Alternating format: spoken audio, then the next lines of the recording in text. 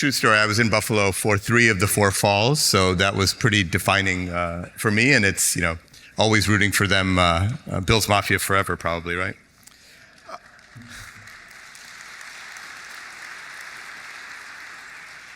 Well, I want to say thank you to Steve and to Rob and to County Executive McMahon, Mayor Owens, Kevin Eunice from Empire State Development, and of course the entire CenterState CEO team, whom I've had the pleasure of working with for more than 4 years, almost 5 years now, since we started coming to this region and started our search for our second U.S. home. And we first visited with our, I think I came in the fall of 2021, but we brought the management team here in January 2022, so a little over 4 years ago. And almost 4 years to the day, we broke ground just 3 months ago up in Clay on a project that we hope, actually I shouldn't say we hope, we know will transform this region and will transform Micron. What I really came here to start with and say to everyone here is that Micron is here.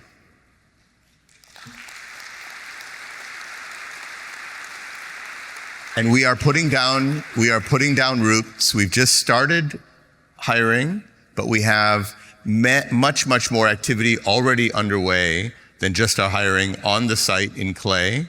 We are ahead of schedule, and we are hoping to continue that pace to be able to accelerate our path to construction, our time to market, and our scaling up of all of our operations here.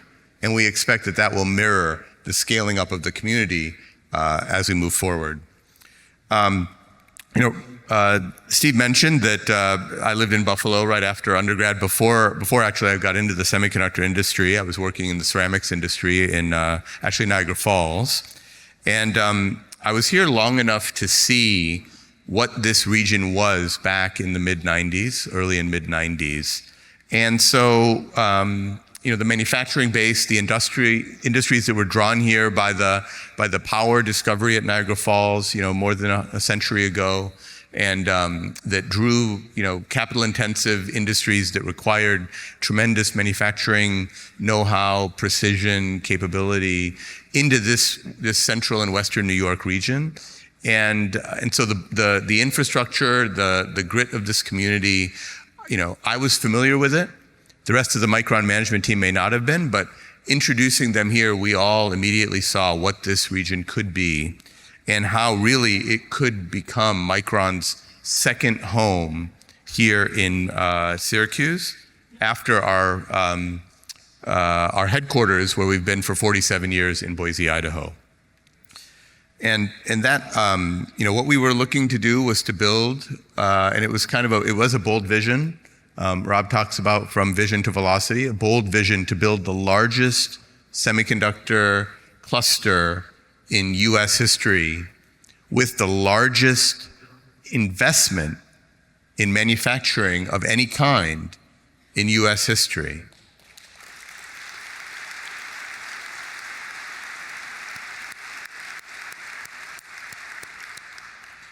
And so what I want to do is paint a picture for you today about what I expect our site and the community to look like in 5 years, what it'll look like in 10 years, and what we expect it to look like in 20 years and beyond.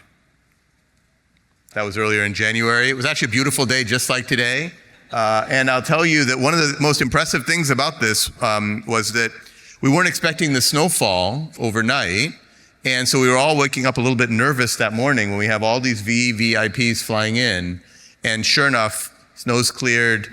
The event went off without a hitch, no delays, everything. And that just speaks to what we expect our construction journey to be like. Whatever inclement weather or other obstacles come our way, we know this community is going to come together. You're built for it, and that's what's going to take to make our project successful. So just to give you a sense of Micron, we're a 47-year-old company founded in Boise, Idaho, and we've been able to be very, very successful in a very difficult industry. The global semiconductor industry is difficult, but the memory industry is even more challenging. We we have facilities all over the world. We have facilities in the US today, in Japan, in Singapore, in Taiwan, in China, Malaysia, in India. More than 50,000 team members at Micron, and about 3/4 of them work in the global operations organization, and soon we'll be growing that number substantially as New York becomes part of that global network. And so we're bringing together all of the scale and all of the knowledge and all of the capability that we have across that global network, whether that's in construction, whether that's in equipment, whether that's in process technology, operational efficiency. We're going to bring all of that 47 years of learning and know-how to be able to accelerate our time to market and making sure that this is a incredibly successful venture. But it's hard. It's really hard. There are more than 1,500 process steps in the DRAM manufacturing flow. There really is no manufacturing process on the planet that is more complex than building semiconductors at the leading edge. And I'll just give you, a couple of examples. We're going to be putting in these specialized, thousands of pieces of equipment in each of these factories, but the most expensive, the most complex, is called an extreme ultraviolet lithography tool. It's basically just a laser that we use to be able to pattern features that are at nanoscale.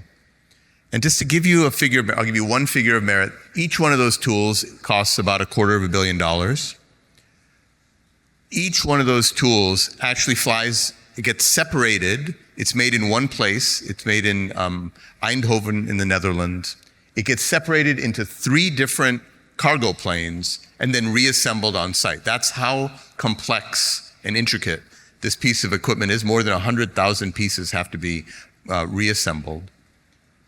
And we're going to have 10 of them in every single one of those fabs. So 4 fabs, we're going to have 40 to 50 of those, or the capability for 40 to 50 of those over time to help us scale these technologies.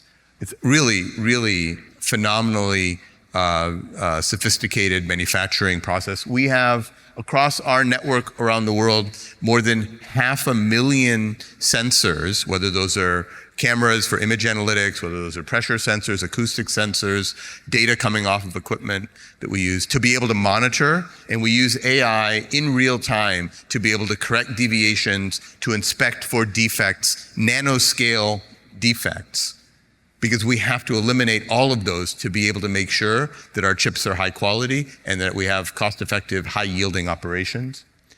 We analyze 3 million images every single day, 100 million a month, that are automatically brought in and analyzed on our wafers, on our equipment, on our operators, to be able to make sure that we stamp out all variation and can operate with peak quality and efficiency. So phenomenally complex process that we're going to be bringing here. Leading edge memory is going to be coming to Clay, New York, and at scale where this will eventually be our largest manufacturing site anywhere in the world. So this isn't just a side project. This isn't something that we're doing just because I happen to have spent 4 years in Buffalo, New York, and it's my pet project. This is something that the whole company is depending on, and actually the country is depending on. Because we have less than 2% of the world's memory that's built here in this country today. That's all built at our Manassas, Virginia facility, and none of it is on the leading edge.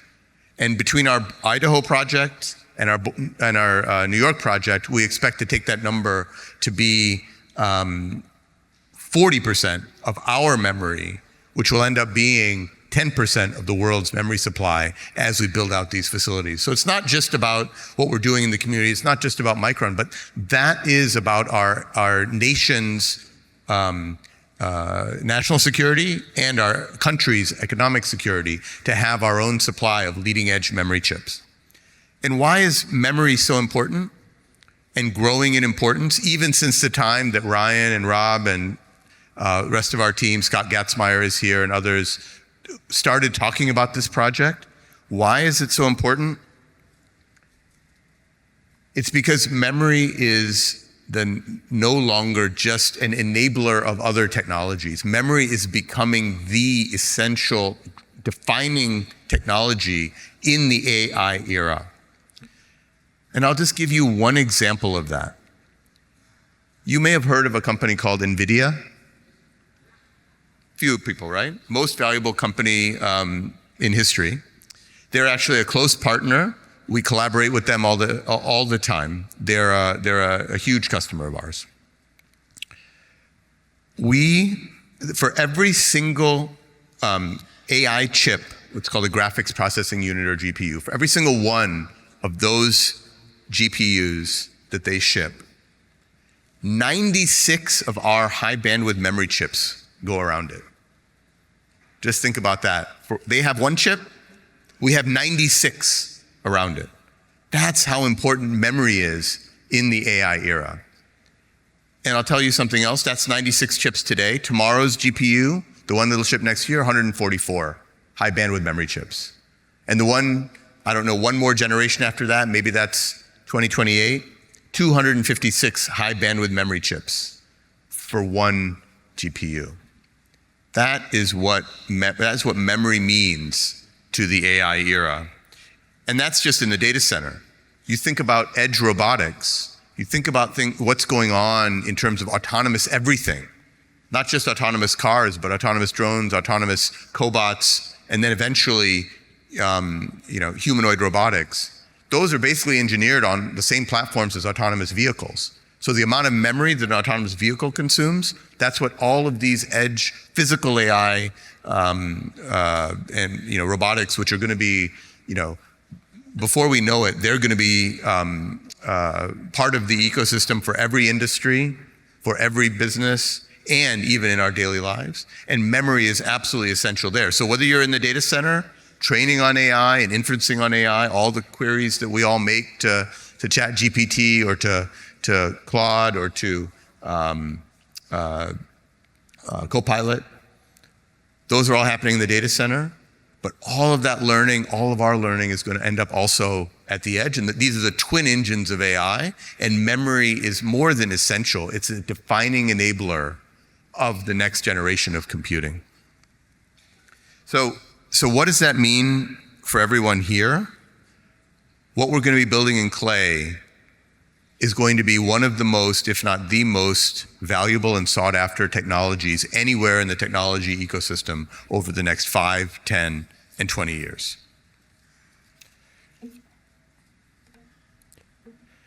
And this is only possible because of, let me see if this is right, the partnership that we have here with so many wonderful constituents who have been patient with us as we've been going through the CHIPS application process, and then the permitting process, and then getting to the groundbreaking. This team here in New York has been incredible. They've had confidence in us. We've had confidence in this community. And we are absolutely thrilled to be on this journey and able to report that we are ahead of schedule. The project is not happening. Thank you.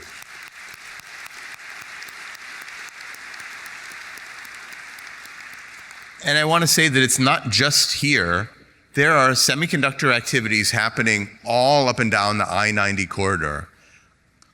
In Albany, the nanotech complex there that's championed by Senator Schumer more than a decade ago, one of the world's premier semiconductor research and development facilities. Global Foundries continuing to expand on their facility in Malta. Edwards Pump and Vacuum, one of our largest suppliers for equipment infrastructure, growing an operation in Rochester, not, I think somewhat influenced by our decision to be here.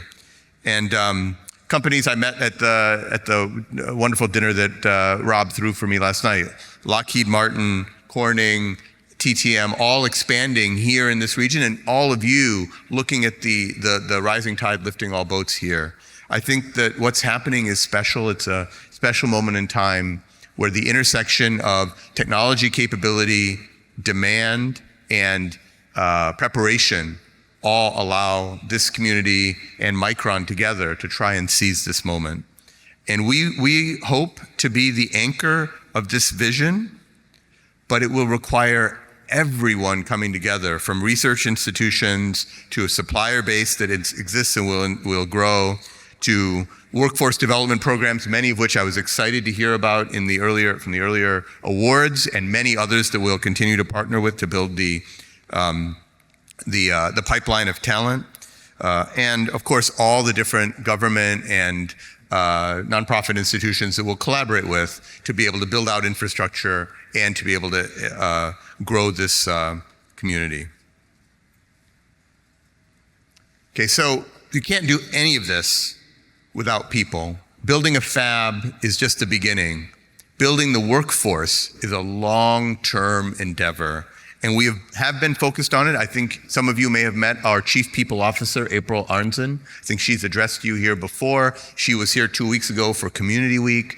We have been on it to build the pipeline that we need, that all of us need. And that pipeline will help not just us, but it'll help all businesses, because many of the students and veterans and technicians that we recruit will come to Micron, but many of them will go out and work in your businesses.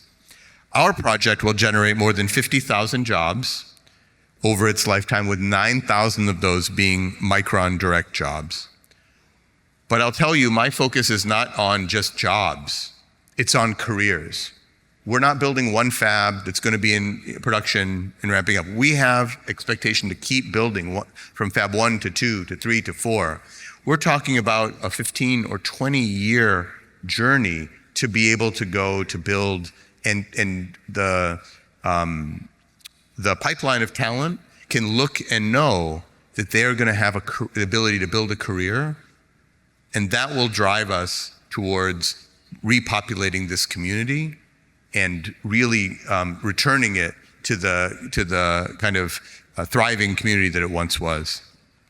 And the careers that we're looking to build with upward mobility will be not just PhD scientists, although we'll need those, not just terrific engineers, although we will need many of those, but we'll need technicians to operate our equipment and maintain our equipment. We'll need construction trades. We'll need other operational professionals to manage our supply chain, to manage our procurement.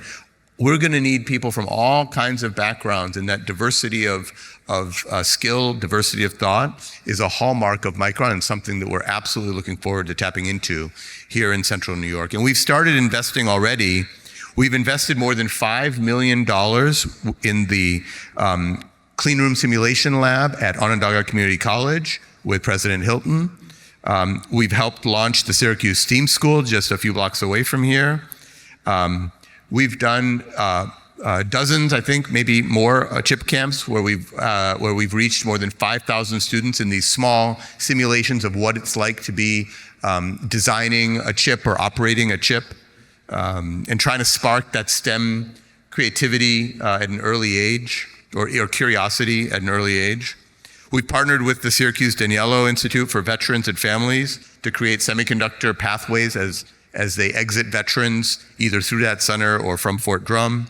And we've co-founded the Future Ready Workforce Innovation Consortium with Syracuse University and CenterState CEO, which now includes more than 60 academic and training organizations and 120 members across New York State. And beyond Syracuse, in the region, we built the university network that will extend across the Northeast.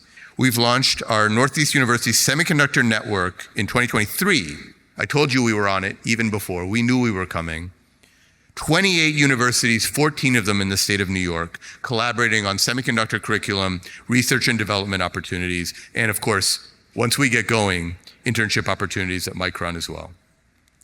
I actually am going to leave from here to go to Rochester, to RIT, right after this, where we have our biannual meeting of a consortium called Upwards, which is 6 different US universities and 5 different universities from Japan, where we also have operations, and has a long history of semiconductor research and manufacturing.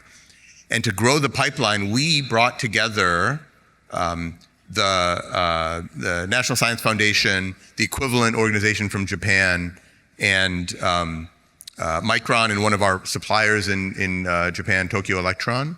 These 11 universities came together, we partnered them up, and we've already through that 3 years had 10,000 students that we've reached, and more than 500 exchange students have gone back and forth from the US to Japan or vice versa. And 2 of those 6 universities, RIT and RPI, right here in Western, or I guess I should say upstate, not Western New York, but upstate New York.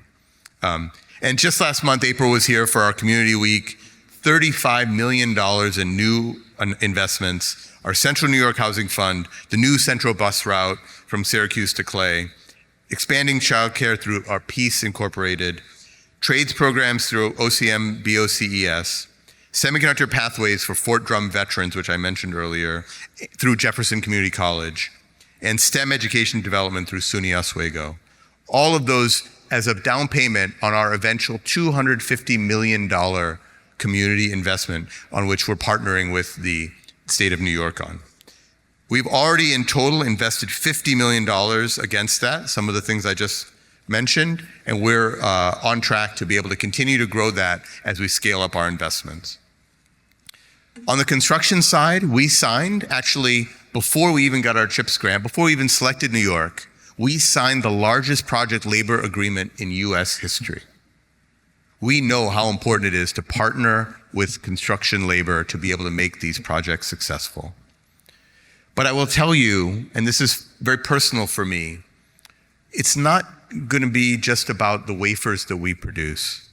It's how that investment helps revitalize this city and its people. Can it turn Central New York into a place where people want to move or move back to, where families want to put down roots and young people don't have to leave to find great careers? That long horizon matters. That's really what the impact that we expect to have. And the partnership between Micron and the community needs to be in lockstep at every stage.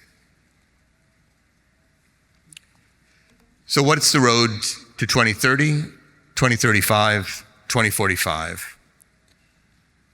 One of the most important things I can say is that, at the scale that we're operating, small delays, seemingly innocuous, can compound because everything is sequential, everything is interconnected. One thing gets delayed, it can lead to another being delayed. That's not just about cost, it's time to market, it's time to our scaling up. So we, as Team Micron, as well as the broader community, need to come together to make sure that we are deliberate and successful in executing on our plans every step of the way. It won't happen overnight, although the trees came down pretty quickly. It still won't happen overnight. It's going to take time. Semiconductor fabs, part of the reason there's such an extreme focus on all semiconductor growth around the world as AI is fueling this boom is that semiconductor fabs take time to build. So we broke ground here in 2026. We've already done the site clearing, as we said. We're well underway in the excavating. We're going to bring a rail spur into town, into our site, so that we reduce the amount of traffic, so we can bring more construction as well as eventual production by rail. And we expect to begin pouring concrete by the end of the year. And then we'll move on to being able to lay the groundwork for the eventual superstructure of the fab.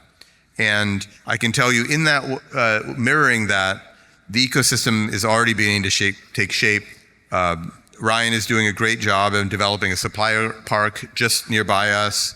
Supply chain companies are already looking at coming to be able to support us, and eventually maybe others in the area. And we are working closely to make sure that those suppliers can be coming and deliver their own services or manufacturing on our timeline. Now by 2030, the first fab should be online. And I want to tell you something that may be a surprise to you. For every one Micron badged employee that comes on site every day when we have a fab, we have one non-Micron badged employee who comes on site. That's the impact of semiconductor manufacturing. That's why Ryan and Kevin and Rob were right to push for semi-manufacturing and not data center. Because for every one person that we have employed at Micron, there's going to be another one person on site on average every day helping with servicing equipment, helping with servicing facilities, helping us calibrate sensors, helping us deliver and manage materials carefully. So the multiplicative impact, that's why 9,000 Micron jobs quickly turns into 50,000 total jobs. And they're all good paying, high skilled jobs. That's what we're going to start to see as we get to 2030. We expect to start to see dozens of suppliers come and set up shop to help us maintain that equipment, as I mentioned, to be able to help us operate the fab. By the mid-2030s, I'll expect that we'll have our second fab up and running. And then the ecosystem will be like a flywheel, and it'll be beginning to attract talent, and there'll be more and more, and maybe other opportunities in the area. And this really becomes more like that semiconductor corridor that everyone, Governor Hochul and Leader Schumer envision. And then by the early 2040s, we would expect that all 4 of our fabs will be built, 9,000 Micron team members, 2.5 million square feet of clean room, Micron's largest site anywhere in the world. And we'll be producing, as I said, a major contribution. The majority of that 40% of U.S. supply will be coming right here from right here in New York. So, sorry, I keep losing this clicker. And as I said before, that thriving technology hub, that thriving community, that's what we want to see. We want to see that expansion all across Onondaga County and beyond. So, I just want to sum up by talking about what this means to me, having been in this area and getting to bring this back here. The pride that this area has in workmanship, in building businesses, in running them, in embracing each other, in embracing diversity, all of those things are things that mirror Micron's character and Micron's values. And I expect that we will absolutely grow to become part of one family. And as I said before, I'm not going to measure the success just based on how many wafers we produce, how quickly the fabs are built, or how much cash flow we generate. The success is going to be measured based on us building a stronger community here where people can find good jobs with good homes, good education, and that population growth comes to this wonderful part of the world that is Central New York.